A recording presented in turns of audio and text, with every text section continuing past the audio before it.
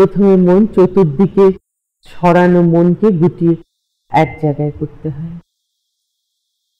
তবে তো সে একমুখী যাবে। তাই আমাদের শরীরের সূর্যনারী চন্দ্রনারী এই রং নীল রং, লাল রং, মাঝের রংটি হয় সোনালী নয় রূপলি।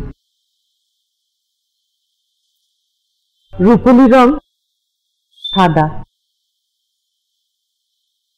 ওই যে শীতল সাদা, শুভ্র, পবিত্র।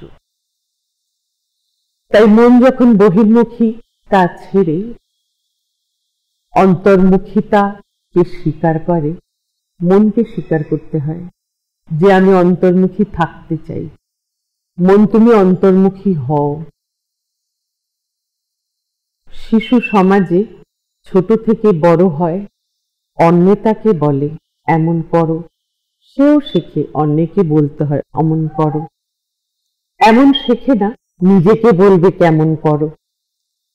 এই হলো আধ্যাত্মিকতার প্রথম সোপান, নিজেকে বলা, নিজের সাথে কথা বলা, বাহ্যিক বিষয় নিয়ে নয়, নিজের স্বভাব, নিজের ভাবনা, নিজের অবস্থান সম্পর্কে নিজের সাথে কথা বলা।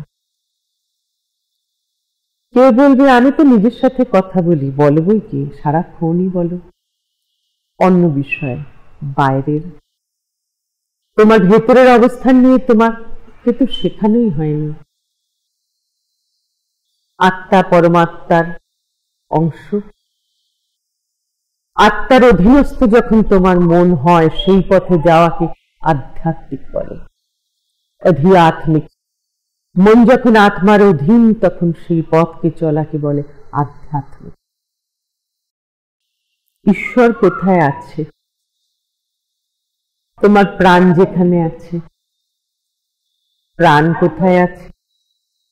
প্রতি স্পন্দনে আছে। স্পন্দন কোথায় আছে? প্রত্যেক অণুতে আছে, প্রত্যেকটি সেলে আছে। তাই তোমার শরীরে যেখানেই তুমি টেপো, সেখানে দপদপ করবে, স্পন্দন হবে। তাহলে ঈশ্বর পরমাত্মা তোমার পরম অণুতে থাকেন।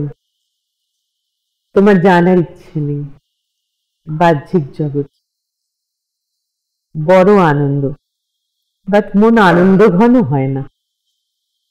এই একটু আনন্দ হলে এতটা নিরানন্দ হলো, কেননা মন তো ঘনীভূত হলো না। তাই কদিন আগে একজনকে জিজ্ঞেস করছিলাম, তুই আশ্রমে আসিস কেন, থাকিসই বা কেন? বলছে, নিজের তো কিছু দুঃখ ছিল, দুঃখ আছে, সেগুলোই মোচন করতে আসি, তাই থাকি। শরীরে যখন দুঃখ হয়, তখন তোমরা শরীরের ডক্টরের কাছে যাও। মনের যখন দুঃখ হয়, তখন মনের ডাক্তারের কাছে যাও।